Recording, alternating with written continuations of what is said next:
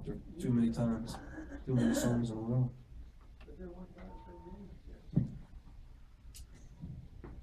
All right, let's try some more trivia.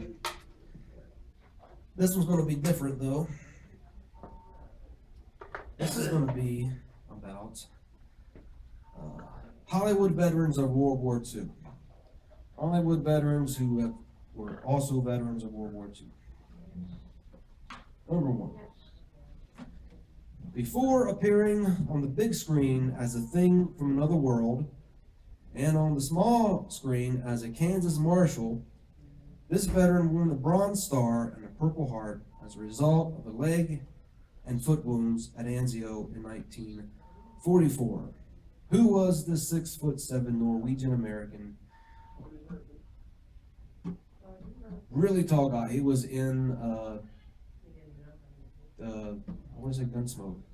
Was it Audie Murphy? Not Audie Murphy. No, it's James Arness. James Arness. He actually was so tall, 6'7", that they did the landings in the landing crafts. They made him get off first because they judged how deep the water was. All right, number two. Number two. After he'd gone to Washington in the movies as Mr. Smith in 1939, this actor became the first major film star to wear a uniform in World War II. Who was this pilot who flew 20 sorties in Europe, winning 2 distinguished flying crosses and France's Croix de Guerre, I think it's called, and rose from private to colonel in 4 years. So he was in Mr. Smith Goes to Washington. So Rod Sterling, Lee Marvin, Jason Robards, or Jimmy Stewart? Any guesses? That was Jimmy Stewart. Jimmy Stewart, yes.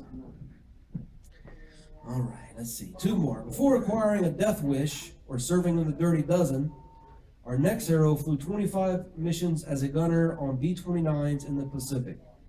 Who was this combat veteran who received a Purple Heart for wounds received in battle? James Coburn, Charles Bronson, Lee Marvin, or Rod Sterling? He was in Death Wish, Dirty Dozen. That was Charles Bronson. Charles Bronson. Last one. Let's see. This guy, I don't think, was an American.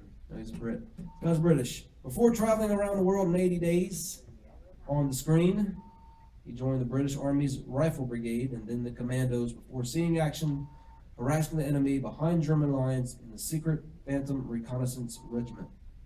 Who was this lieutenant colonel whom General Eisenhower presented with the Legion of Merits? Was it Eisenhower? No, it's either, let's see, Clark Gable, Peter Ustinov, or David Nevin. 1 in 3 chance there. It's David Nevin. David Nevin was out. All right. A little bit of learning there. This is not too bad, huh?